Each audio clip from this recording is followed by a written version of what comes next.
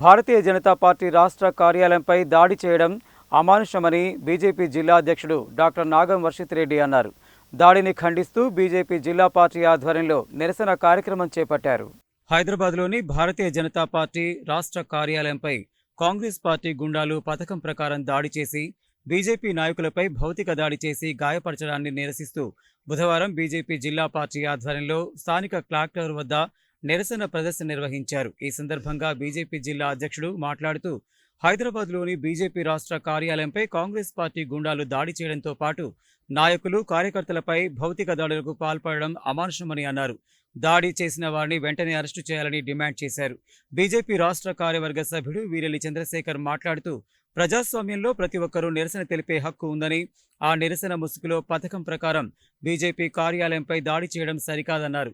ఈ కార్యక్రమంలో రాష్ట్ర నాయకురాలు శ్రీదేవిరెడ్డి, జిల్లా కార్యదర్శి పోతేపాక లింగస్వామి, పట్టణ కన్వీనర్ మిర్యాల వెంకటేశం, జిల్లా కార్యదర్శి కంచెల్ల విద్యాసాగర్ రెడ్డి, యువమోర్చా అధ్యక్షులు వంగూరు రాఖీ, కౌన్సిలర్ కంకణాల నాగిరెడ్డి, లకడాపురం వెంకటేశ్వర్లు, కాశమ్మ, తారా, పోకల దశరథ తదితరులు పాల్గొన్నారు.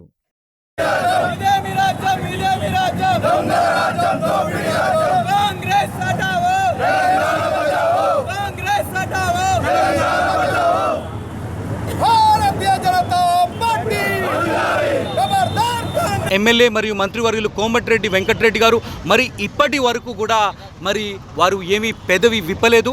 మరి మేము డిమాండ్ చేస్తూ ఉన్నాము, కోమటిరెడ్డి వెంకటరెడ్డి గారు బహిరంగంగా క్షమాపణ చెప్పాలి.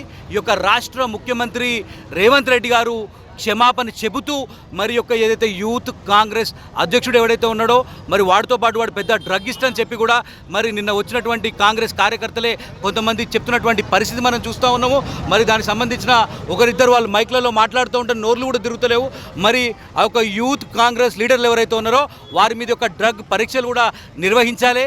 మరి వారి మీద అన్నీ కూడా కేసులు పెట్టి వారందరినీ కూడా రాజకీయంగా కూడా మరి కాంగ్రెస్ పార్టీ వాళ్ళందరినీ కూడా ఇమీడియట్గా సస్పెండ్ చేయాలి.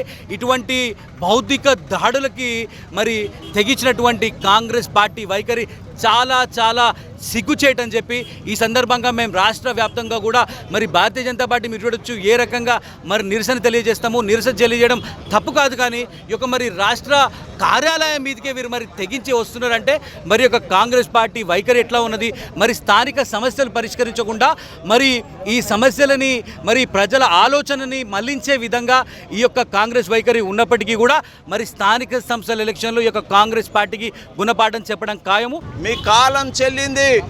మరి ఈరోజు మరి ప్రజాభిమానం కొన్నటువంటి మరి దేశంలో భారతీయ జనతా పార్టీ ప్రభుత్వం కొనసాగుతున్న నేపథ్యంలో ఇచ్చిన హామీలు అమలు చేయలేనటువంటి పరిస్థితుల్లో నీ ప్రభుత్వం చక్కదిద్దుకోవాల్సిన అవసరం ఉన్నది. మర్చిపోయి నువ్వు ఇట్లా గుండాయిజానికి తెగబడితే భారతీయ జనతా పార్టీ ఒక్కొక్క కార్యకర్త ఒక్కొక్క నాయకుడు తిరగబడితే కాంగ్రెస్ మరి ఎక్కడ ఉంటుందో మరి తెలుసుకోవాల్సిన సమయం వచ్చిందని చెప్పి ఈ సందర్భంగా హెచ్చరిస్తూ ఉన్నాం.